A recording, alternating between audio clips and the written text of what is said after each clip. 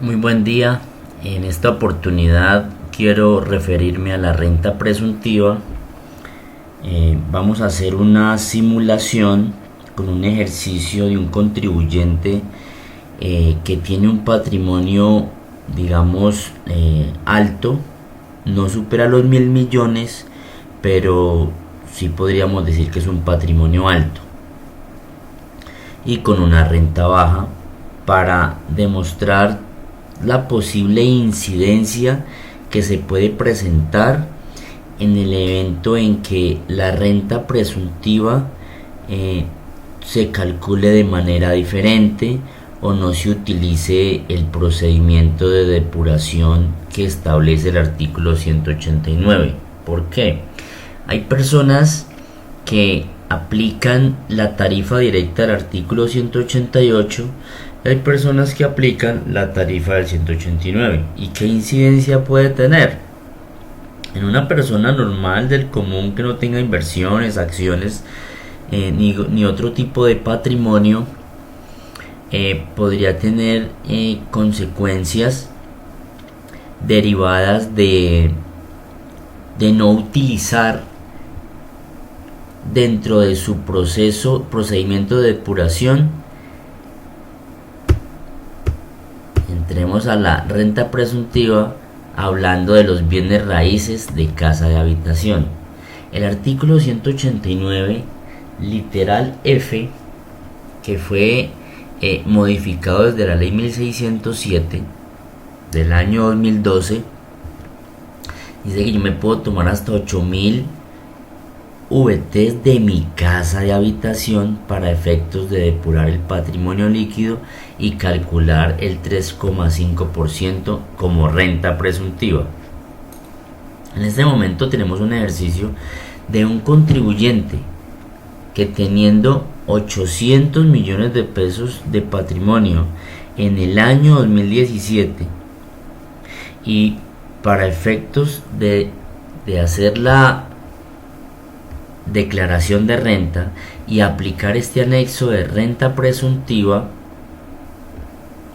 vamos también a verificar que tenemos que ese contribuyente percibió en el año escasamente 20 millones de pesos y no le vamos a aplicar nada más.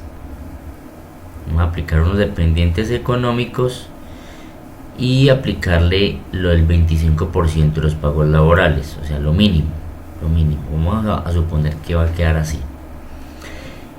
En ese sentido, observamos el formulario y me genera una renta líquida cedular de 13.500.000 y una renta presuntiva de 18.250.000. Si observamos, la renta presuntiva es superior a la renta líquida cedular. La norma dice que para efectos de declaración de liquidación del impuesto debo tomar el mayor entre los dos y aplicar las tablas de liquidación del impuesto. En este caso, como la renta presuntiva es mayor, pues yo debería entonces calcularle el impuesto no a la renta líquida cedular, sino a la renta presuntiva.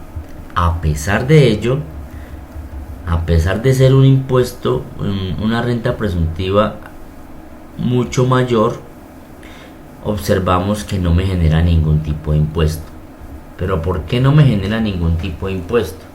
Porque el impuesto por renta presuntiva se calcula con las tablas del artículo 241, que es la misma tabla que aplica para las rentas de capital y las rentas no laborales. Entonces, como partimos de una base de 600 VTs, es decir, a partir de 600 VTs es que se empieza a liquidar un impuesto, y como me dio como renta presuntiva solamente 18.250.000, está por debajo de la base mínima para liquidar impuesto, motivo por el cual no me genera impuesto a pagar. Suponiendo de que la causal que llevó al contribuyente a convertirlo en declarante de renta únicamente fue el patrimonio y que no percibió ingresos durante el año, eliminemos y borremos esta información. Observemos entonces cómo queda la información. Mire que queda diferente. Ya me genera un impuesto. ¿Por qué con ingreso no me generaba impuesto y por qué sin ingreso sí me genera impuesto? Resulta que dentro del formulario 210 encontramos un procedimiento para disminuir la renta presuntiva. Entonces aquí miramos una situación: aplicación de rentas exentas proporcionales, es decir, el caso 2 que aparece dentro del formulario 210 debemos aplicarlo, motivo por el cual encontramos aquí dentro de las tablas de liquidación una tabla 6 que se llama rentas exentas proporcionales. Es decir, cuando yo tengo ingreso, cuando yo tengo rentas exentas, devolvamos esos 20 millones nuevamente.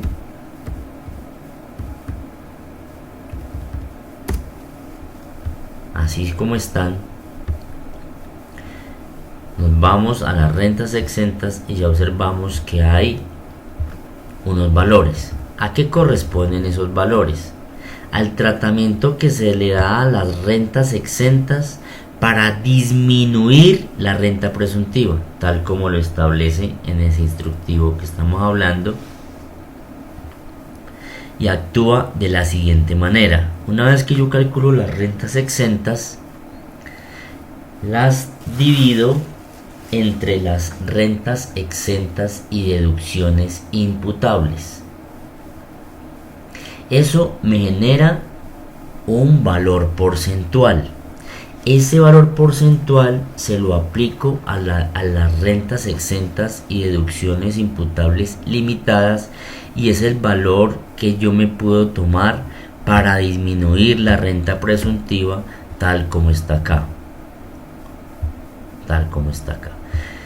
Es decir, vamos a observar la ayuda a explicar bien este tema, porque este tema la verdad no se ha explicado aún. Vámonos entonces a las rentas de trabajo y observamos que me da unas rentas exentas de 4.500.000. Entonces esos 4.500.000, vámonos a las tablas de liquidación. Ya sabemos que me dieron 4.500.000 de rentas exentas, tal como los tenemos acá. Rentas exentas sin incluir deducciones, y tenemos unas rentas exentas y deducciones imputables. Dividimos este valor entre este valor y me genera un porcentaje del 69,23%. Observamos y nos vamos al anexo de renta de trabajo y miramos que existen unas rentas exentas y deducciones imputables limitadas de 6.500.000. Entonces ese porcentaje que me dio acá se lo aplicamos a estas rentas exentas y deducciones limitadas y me da 4.500.000. ¿Por qué me da lo mismo? Pues porque no tengo más rentas exentas, porque no hubieron más deducciones que aplicar. Entonces me queda lo mismo. En el evento en que yo tengo más información dentro de la cédula, pues me va a generar más información, más deducción o más renta exenta para disminuir la renta presuntiva. Entonces vámonos a la cédula o al anexo de renta presuntiva, y a pesar de tener un patrimonio de 800 millones de pesos en el año 2017, me genera una renta presuntiva de 18.250.000. Esto para concluir lo importante que es determinar el patrimonio líquido y la renta presuntiva del año anterior a efectos de aplicar lo que establece la norma tributaria. Y observando de esa manera vemos que no existe ningún impuesto a pagar. Es de aclarar lo siguiente: Algunas personas utilizan dentro de la determinación del valor patrimonial el artículo 72. ¿De qué habla el artículo 72? De la forma como algunas personas aplican esa norma para determinar valores patrimoniales inferiores a los costos de adquisición. Me explico. El artículo 72 dice que yo me puedo tomar como costo fiscal el avalúo catastral, pero esto es para efectos de determinar la renta o ganancia ocasional que se produce en la enajenación de inmuebles, en la venta de activos solamente. Algunas personas lo están tomando de esa manera.